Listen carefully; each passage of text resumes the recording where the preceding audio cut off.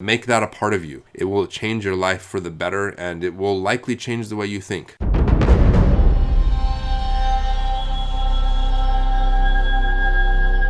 everybody, Deathblade here, also known as Jeremy Bai. I'm going to be talking today about my perception of China and Asia in general. I'm going to be having, hopefully, a lot of pictures, a lot of photographs that I personally took that I will overlay as I talk a little bit later in the video, so make sure you stay tuned for that and check out the actual video itself. It's not just going to be me talking. I have been thinking about this a lot lately, about how Westerners view Asia and China, and I wanted to talk about that exoticness that people associate with not just Asia, but with other countries. Pulling up the dictionary definition here really quick. There's a lot of different definitions of exotic, but the first one here says, of foreign origin or character, not native, introduced from abroad, but not fully naturalized or acclimatized. So that's talking about things that I guess you would interact with or encounter in your country of origin where you grew up. Going on, it says strikingly unusual or strange in effect or appearance. Number 3, of a uniquely new or experimental nature. And of course, obviously, strip teasing is not what we're talking about here. But in any case, I think exotic is a word that I've heard a lot of people use to describe Asia, China, and different things like that. And I've talked before about how I got into learning Chinese, becoming a translator, and moving to China, and all those different things. For most of my life, to me, Asia and Asian culture, China, Japan, Korea, all that stuff was something on the other side of the world. I found it interesting and I guess you could say exotic for many years. It wasn't until roughly the year 2000 when I saw the movie Crouching Tiger, Hidden Dragon that I really started getting sucked into specifically China and Chinese culture. I learned the language and then I moved there for 8 years. That said, before moving to China, I lived in Chinatown in Manhattan. And at this point, I'm going to pull up some of the pictures that I have. I was into photography when I lived in Chinatown, street photography specifically. And so I did took a lot of pictures in Chinatown trying to show what the life was like there. I didn't live in the tourist part of Chinatown in Manhattan.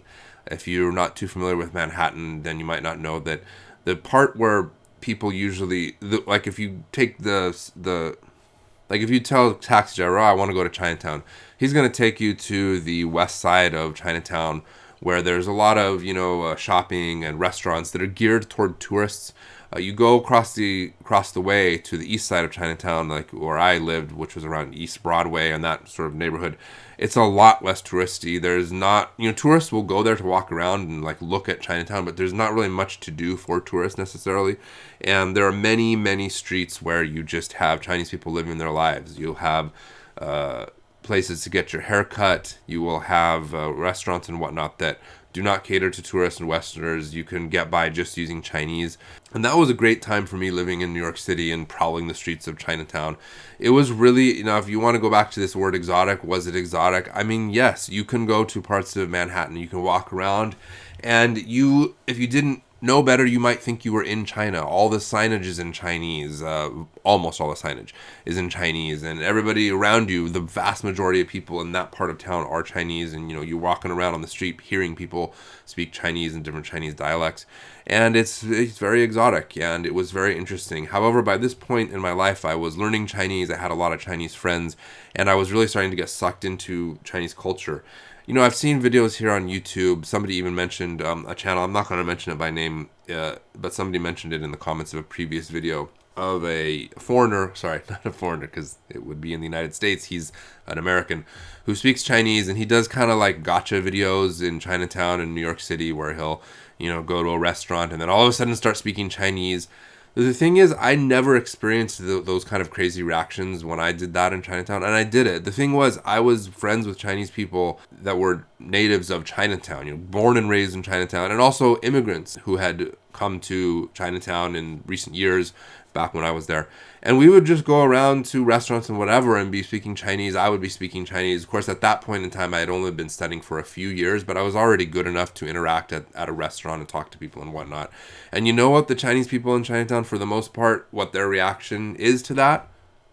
They don't really have a reaction. I had never got some kind of thing where they were like, wow, you speak Chinese? Now, you get that in China all the time. In China, you go places, you're a foreigner, you speak Chinese, you even say a couple words, people will be surprised and compliment you on your Chinese. In my experience in Chinatown, people didn't care at all. They would just talk to me in Chinese, and then that was that. Sometimes they wouldn't respond in Chinese. They would just talk in English, which is kind of embarrassing. My personal take on that is that I think that their mindset is that you're a Westerner, you're a white person or whatever, and obviously you're going to be speaking English. They're not even really paying attention and thinking about it, and so even if you talk to them in Chinese, they'll just talk back to you in English automatically. That's what I think. Maybe I'm wrong about that. In any case, then I moved to China, and I was in China for 8 years. I'll try to share some of my China pictures here with you. It was like a dream come true to some extent. It was so cool and so different and so unusual. Now, I did do the tourist thing when I went on a tour for, I think it was 6 weeks. Maybe it was 4, maybe it was 6, I forget. And I hit all the tourist spots like, Beijing, the Forbidden City, Great Wall, the terracotta soldiers, and all those different things. And that was, of course, amazing. It was really cool. I took another trip to China that was a little bit more off the beaten path. Around that time, I was really a big fan of Anthony Bourdain. I loved his TV shows, and I loved his concept of traveling and eating in foreign countries where he would go off the beaten path. He would go to those little back alley spots where some local was cooking up something delicious, and I just really liked that. I was not a big into the tourist scene and doing the stuff that all the tourists do. I really didn't like to do that. That's one of the reasons why I moved to a smaller city in China. That said, during my first couple years in China, it was very much a feeling of me being a stranger in a strange land. Everything's different. I couldn't read anything because I wasn't really proficient in reading Chinese characters at the time. But as time went by, that started to change for me. After I had lived in China for about a year or two, everything was still fresh and interesting and exotic, I guess you could say. But it was at around I would say the 4-year mark, maybe 5 years I had been in China, where everything kind of started to die down. Everything wasn't unique and interesting and new. It was just the place where I lived. And it started to turn into just my home.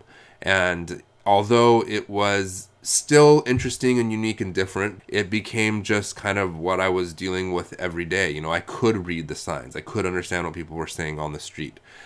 When you're this, fresh off the boat, young foreigner in a strange land, and you go in the elevator and there are these 2 old guys talking in Chinese, you're thinking, man, I wonder what they're talking about. Maybe they're talking about, like kung fu or something.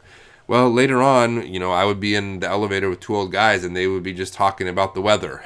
Or they would be saying, hey, did you take your medicine today? Whatever, just normal stuff. And eventually that exotic feeling just kind of goes away and it gets replaced with everyday life.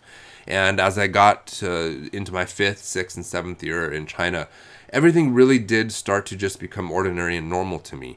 And I'm not saying that's a bad thing. I'm not saying it's a good thing. It's just what happened. I think everything really, really hit home for me when I went to the 2018 translator meetup for Wuxia World. In case you're not too familiar with me, I have translated a lot of Chinese fantasy novels, primarily on Wuxia World. And in 2018, we had this big meeting where a bunch of the translators from around the world all went and met up in Thailand, in Bangkok. I was really excited about this because for years, Thailand has been on my list of places that I really wanted to go. During my time living in China, I traveled throughout China. If you count the 2 tourist trips I made and then all the trips I made while I lived in China, I have probably been to something like 20 cities and locations in China, maybe 30. I honestly don't really know. At some point in the past, I counted it all up, but I kind of forgot the specific number. But I've been throughout China, all over China, including in the south where there's resorts and stuff. But in any case, the point is that I was really, really looking forward to going to Thailand and Bangkok too. Just the idea of this city, I'd seen movies and whatnot, and I was just super excited to go there. Thing was that when we were actually there, it was to a large extent quite different than I was expecting. And you want to know why? Because although being there in Thailand, it was a situation of being back on that old, I can't read anything and I can't understand what people are saying. But there's so much about Thailand and Bangkok, this big city in Asia, that is similar to all the other big cities in Asia that I've been to. Now, I'm sure there are going to be people, whether travelers or natives of these places, who will be able to tell you all the ways that their city is different and perhaps better than these other cities. But I've been to a lot of big cities, whether it's Kuala Lumpur, whether it's Saigon, Beijing, Shanghai, whatever it is. And when you have these big cities there, and granted there are differences, obviously, but in the end, they all start to feel similar to each other when you've been to all these mega cities in Asia. And so when I was there in Thailand, I was expecting to have that rush of being in a stranger in a strange land again. But instead, it just felt a little bit different than what I was used to, but not any different than, for instance, if I'm from San Diego and I go up to LA. Is it different? Yes, it's different, but it's similar. It's very similar. And so my trip to Bangkok was in a lot of ways a little bit of a wake-up call to me. I realized, wow, I've been in Asia for close to a decade, not exactly. I mean, if you counted Chinatown and the traveling I'd done, I'd been super immersed in this culture, in Chinese culture and Asian culture for a decade or more. And it was just becoming normal to me. And as I was there in Bangkok with my wife and child, and we had some great food and saw some interesting things. But after a certain point, I just was thinking, you know what, I kind of want to go home. And to me, home was China at that time. For a variety of reasons that I'm not going to get into, I didn't think of the United States or America as being my home anymore. It really was in China. Now at this point, I have moved out of China and I am back to being home in the United States. Obviously, there are foreigners who have been learning Chinese and living in China and have lived there for a lot longer than me. I know people who have been there for way, way longer than I was ever there. I know a guy that is still there now. We probably arrived in China at roughly the same time and got to know each other and very quickly parted ways, but we've kept in touch electronically over the years. And he's still there in China. And he and his wife recently had a child. And I remember talking to him fairly recently, it might have been a year or so ago, where he mentioned to me that he feels more at home in China now than he does in America. And when he comes back to America to visit, it feels strange and it feels weird, and he feels more comfortable back in China. And that kind of thing happens. So I have rambled a bit, but the point of this video is that I've been reminiscing about this topic, and I've been thinking how what to some people seems so unusual and so different can become something that's actually part of you. Oh, I wanted to look at one other word here, and that's this word, Weeb. The definition, in case you're not familiar with it right here, is a derisive term for a non-Japanese person who is so obsessed with Japanese culture that they wish they were actually Japanese. I don't think an equivalent word exists for the same thing for other Asian cultures like Chinese and whatever. Maybe I'm wrong. If I'm wrong, you can let me know. But I've had this word thrown around a lot, especially regarding me. I've seen people mentioning it online and chats and comments of chapters or videos or whatever, saying that I'm a weeb, or for China, I guess you could say. And I think early on that would definitely have been the case. I was super obsessed with it and wanted to be part of it.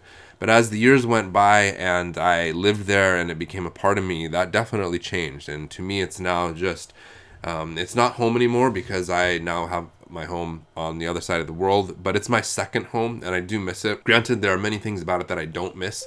Whenever you're talking about China, you have to consider the ups and the downs, and there are definitely things that I don't miss about it and that I'm glad to not be a part of. But there are other things that I miss about it. My son oftentimes mentions how much he misses China. He was born there and grew up there for the first few years. Thanks to the pandemic, we have not been able to go back.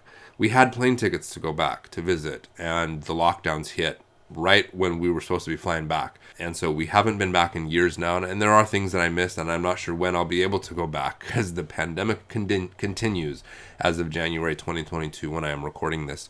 In any case, if you're a person who is interested in other cultures, I encourage you to pursue that interest and don't let people discourage you or use that fact to say bad things about you. And those people are out there. There are people who want to control what you like and your expression of yourself in terms of what you like. Obviously, when you are exploring and getting interested in another culture, you need to do that with respect and with intelligence and wisdom. Don't be dumb about it. But don't listen to those people who try to control you and put you down for being interested in those things. Pursue that interest, learn about it, and make that a part of you. It will change your life for the better, and it will likely change the way you think. I know that my time in China completely changed the way I think about many different things. So this has been a little bit of a random rant here, but it's something that's been on my mind, and I hope that you enjoyed my thoughts. What are your thoughts? What are your experiences? It doesn't matter where you're from or what culture you are or aren't part of. I'm interested to hear about that. In China, I worked for years with people who were learning English for a variety of reasons. Many of them were young people. And guess what? The young people in China have a similar view of the West, as do young Westerners thinking about the East. A lot of young Chinese people they see these cool things from the West on TV and movies, but they've never been there. There were a few in the classes that I taught, and I'm talking about the young ones, who came from really rich families and they were able to travel. And of course, all the other kids were always super interested to hear their stories. And, they thought it was so cool that their friends were able to go to United States, United Kingdom, or whatever it was. And they would always come back with these amazing stories. So it doesn't matter whether you are from one country thinking about another country being some interesting place, or if you're from that country thinking this country is an interesting place. Whatever it is, I would be interested in hearing your thoughts in the comments below. That's it for this video. If you like the kind of content I produce, please do like and subscribe and do all those things that everybody tells you to do. And that's it for this video. I will see you next time. Gaozi.